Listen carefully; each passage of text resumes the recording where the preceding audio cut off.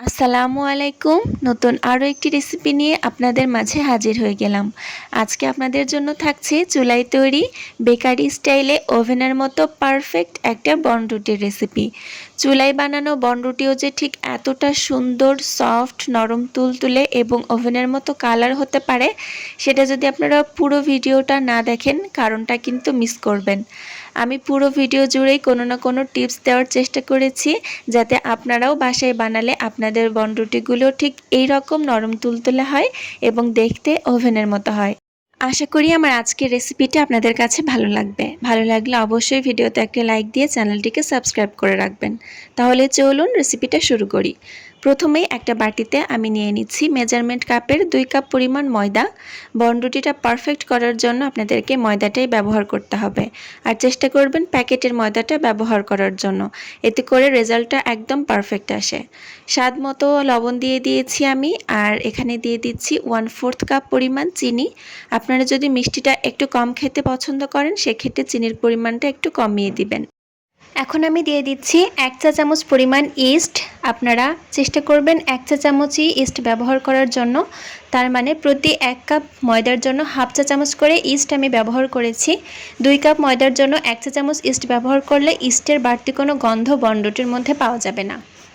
আর একটু সুন্দর ঘ্রাণ অ্যাড করার জন্য আমি 2 টেবিল চামচ পরিমাণ গুঁড়া দুধ অ্যাড করে দিয়েছি। এটা দিলে খুব সুন্দর একটা ঘ্রাণ আসে আর ইস্টের গন্ধটাও পুরোপুরি চলে যায়।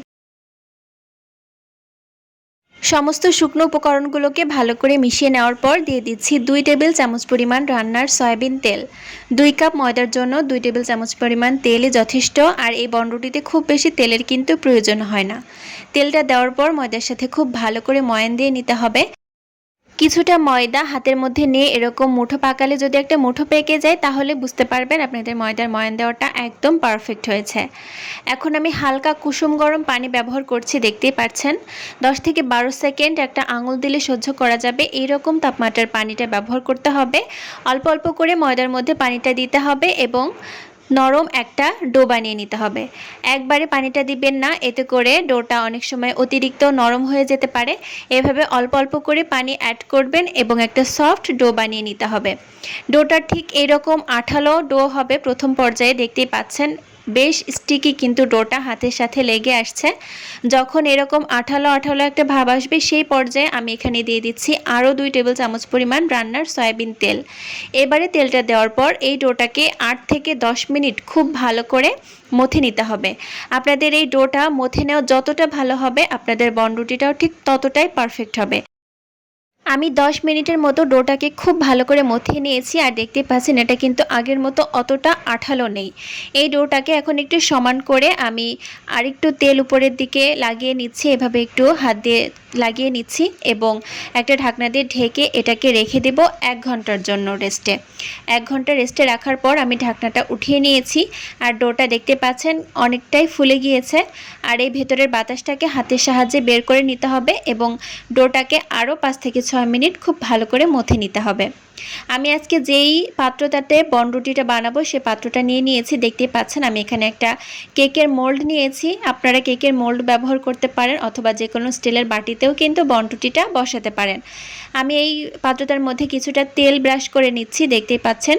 আমি চারিদিকে খুব ভালো করে তেলটা ব্রাশ করে নিচ্ছি, যাতে বনরুটিটা রেডি হয়ে যাওয়ার পর খুব ভালোভাবে বা খুব সহজেই সেটাকে উঠিয়ে নিতে পারি। এই ডোটা থেকে আমি সামান্য একটু ডো নিয়ে নিয়েছি, দেখতেই পাচ্ছেন। আর এই ডোটাকে আমি গোল করে একদম সমান একটা লেচির মতো করে নিয়েছি। চেষ্টা করবেন একটু সময় নিয়ে এভাবে একদম সমান একটা লেচি বানিয়ে নেওয়ার জন্য, একটা সুন্দর রাউন্ড শেপ দিয়ে নেওয়ার জন্য। দেখতে পাচ্ছেন আমি আরও একটা লেচি কেটে নিয়েছি ওই ডোটার থেকে, আর সমান করে আমি খুব সুন্দর একটা লেচি কেটে নিয়েছি আর বনরুটির শেপটা দিয়ে নিচ্ছি রাউন্ড শেপ। প্রত্যেকটা বনরুটির মাঝখানে কিন্তু ঠিক এই রকম একটু ফাঁকা রাখার চেষ্টা করবেন। এটা কিন্তু ফুলে পরবর্তীতে ডাবল হয়ে যাবে, তাই অবশ্যই প্রত্যেকটা বনরুটির মাঝখানে ঠিক এই পরিমাণে ফাঁকা রাখার চেষ্টা করবেন। এখন আমি একটা র্যাপিং পেপার দিয়ে আবারও এই বনরুটির এই ডোগুলাকে রেস্টে রেখে দেব আধা ঘন্টার জন্য। আধা ঘন্টা পর ফিরে এসেছি, দেখতেই পাচ্ছেন ডোগুলা কিন্তু ফুলে একদম পুরোপুরি ডাবল হয়ে গিয়েছে। আর র্যাপিং পেপারটাও আমি সরিয়ে নিলাম। এখন এটাকে বেক করে নেওয়ার পালা। তার আগে একটা বাটিতে আমি একটা ডিমের কুসুম, শুধুমাত্র কুসুম নিয়ে নিয়েছি। কুসুমটাকে একটা কাঁটা চামচের সাহায্যে খুব ভালো করে ফেটিয়ে নিয়েছি। এখন ব্রাশ দিয়ে এই বনরুটির উপরে আমি এই কুসুমটাকে খুব সুন্দর করে লাগিয়ে নেব। এতে করে এটা বেক হওয়ার পর একদম ওভেনের মতো একটা কালার আসবে উপর থেকে, দেখতেই পাচ্ছেন। আমি খুব ভালো করে সব জায়গায় কুসুমটাকে লাগিয়ে নিয়েছি। এটা দেওয়ার কারণে কিন্তু বনরুটির উপরে একদম বেকারির মতো একটা কালার চলে আসবে। আমি সামান্য একটু সাদা তিল ব্যবহার করছি দেখতে সুন্দর লাগার জন্য। এটা শুধু সৌন্দর্যের জন্যই ব্যবহার করছি।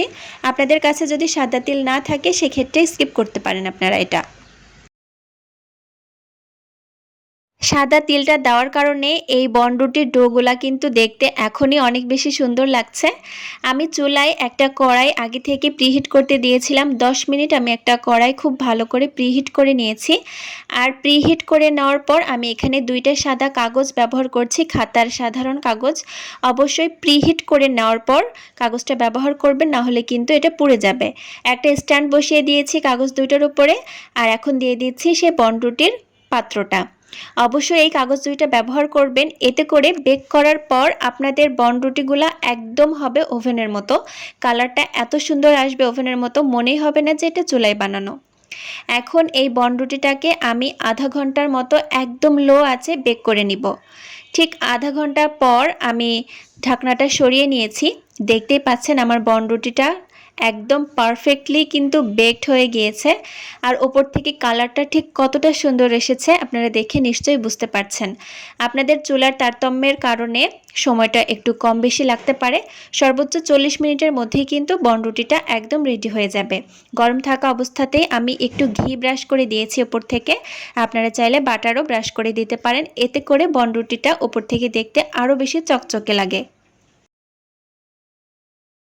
আমার বনরুটিটা কিন্তু এখন সার্ভ করার জন্য একদম রেডি। দেখতেই পাচ্ছেন ঘি ব্রাশ করার জন্য কিন্তু ওপর থেকে অনেক বেশি চকচক করছে দেখতে। আর এটার কালারটা ঠিক কতটা সুন্দর এসেছে আপনারা ভিডিওতে দেখে নিশ্চয়ই বুঝতে পারছেন।